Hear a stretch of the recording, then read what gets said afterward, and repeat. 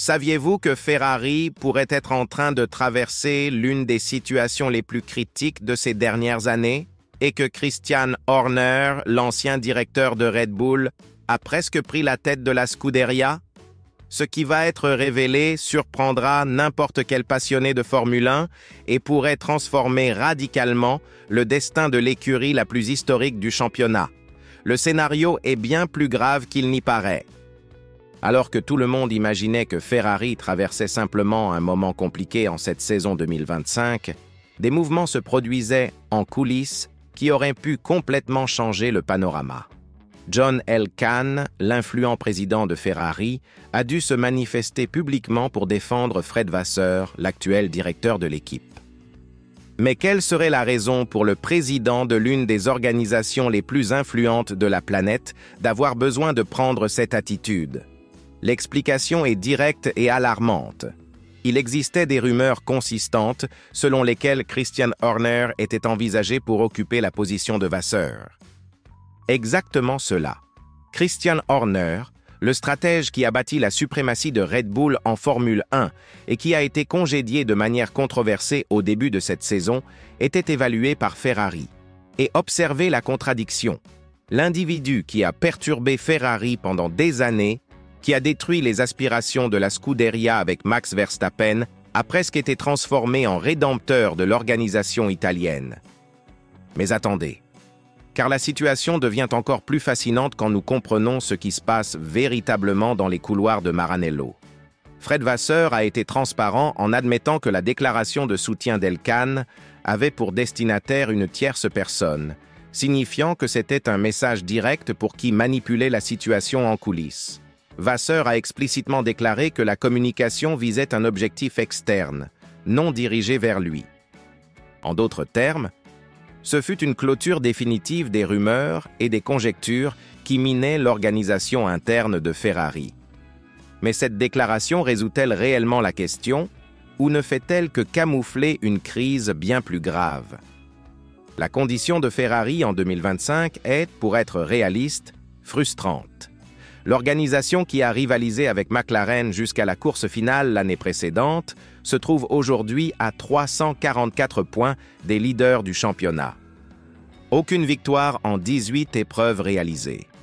Lewis Hamilton, le septuple champion qui est arrivé avec la mission de conquérir le titre pour Maranello, n'a toujours pas réussi à atteindre la position la plus haute du podium en portant les couleurs rouges. Charles Leclerc, le talent monégasque qui devrait représenter l'avenir de Ferrari, observe une saison de plus s'évanouir. Et c'est ici que réside l'aspect fondamental. Quand les résultats n'apparaissent pas chez Ferrari, les exigences sont implacables. La presse italienne ne fait preuve d'aucune clémence, les tifosi s'agitent et l'administration commence à remettre absolument tout en question. Vasseur, qui a signé un nouvel accord en juillet, s'est soudainement retrouvé à l'épicentre d'une turbulence qui aurait pu lui coûter sa position. Et Christian Horner, même après toute la controverse qu'il a éloigné de Red Bull, est toujours considéré comme l'un des meilleurs leaders d'équipe du paddock. Mais parlons franchement de ce que cela signifie pour l'avenir de Ferrari. Lewis Hamilton a été catégorique. Ces rumeurs représentent une distraction nocive pour toute l'organisation. Imaginez travailler dans un environnement où, quotidiennement, surgit une spéculation sur le licenciement de votre superviseur. Comment maintenir la concentration sur le développement du véhicule? Comment construire un projet durable quand on ne sait même pas qui sera aux commandes par la suite? Hamilton, qui a déjà collaboré avec Vasseur antérieurement et maintient une relation de confiance avec le Français, a clairement indiqué que ces spéculations nuisent au travail de toute l'usine de Maranello. Charles Leclerc a été encore plus direct en affirmant qu'il y a trop de gens qui parlent sans fondement factuel. Et il a raison. Leclerc est chez Ferrari depuis 7 ans et passé par différents directeurs d'équipe, a été témoin de promesses non tenues, de saisons décevantes et connaît comme personne la pression qui entoure la Scuderia. Quand il mentionne que cette situation n'est pas agréable, il est diplomatique. La réalité est que Ferrari s'est transformé en une cocotte-minute prête à exploser. Maintenant, examinons objectivement ce qui se passe. Fred Vasseur n'est pas un directeur d'équipe ordinaire. Il possède une trajectoire consistante, une expérience prouvée et a réussi à ramener Ferrari au sommet de la grille l'année précédente. Mais la Formule 1 est impitoyable, et chez Ferrari, la tolérance est encore moindre. L'équipe n'a pas remporté de titre des pilotes depuis 2008 et la pression pour des résultats immédiats est colossale. Vasseur paie le prix d'une saison décevante, même après avoir réalisé un travail exceptionnel les années précédentes. Christian Horner, quant à lui, représente tout ce que Ferrari aspirerait à être. Efficacité, compétitivité et capacité à remporter des titres. Durant sa trajectoire chez Red Bull, Horner a construit une machine à gagner qui a dominé la Formule 1 pendant des années. Même avec toute la polémique entourant son départ, son historique parle de lui-même. Pour beaucoup au sein de Ferrari, il serait la solution idéale à tous les problèmes de l'organisation. Mais voici la question essentielle. Remplacer le chef d'équipe au milieu d'une crise résoudrait-il véritablement les problèmes de Ferrari? L'histoire démontre que les changements radicaux de direction produisent rarement des résultats immédiats. Ferrari a besoin de stabilité, d'un projet cohérent, d'un développement technique solide.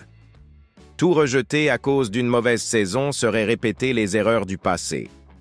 La déclaration de John Elkann a été un mouvement politique intelligent pour apaiser les esprits et démontrer la confiance en Vasseur. Mais c'était aussi un signal clair que la patience de la direction est mise à l'épreuve.